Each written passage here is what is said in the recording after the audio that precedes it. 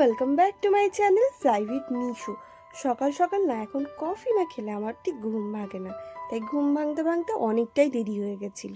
স্বাদ করে একটু কফি খেয়ে ভিজিয়ে রেখেছিলাম একটু ড্রাই ফ্রুটস বলতে আমন্ডস আর কিশমিশ।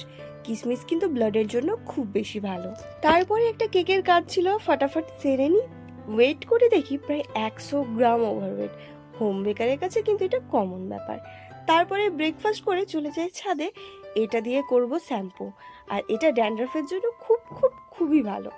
স্নান টান তো সেরে নিয়েছি, এইবারে আমার স্কিন কেয়ারের পালা। একে একে অনেকগুলো স্টেপ আছে, কিন্তু প্রত্যেকটা স্টেপ আমাদের লাইফে খুবই দরকার।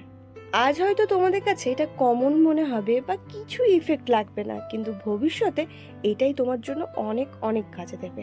আর কিছু করো আর নাই করো, সানস্ক্রিন লাগাতে কিন্তু একদম ভুলো না, এটা কিন্তু আমাদের সবার জন্য খুবই দরকার। দুপুরের লাঞ্চের ক্লিপ নিতে তো ভুলেই গেছি, তবে সন্ধ্যাবেলা একটু গ্রিন টি খেয়ে ভাবলাম হেলদি খাবো।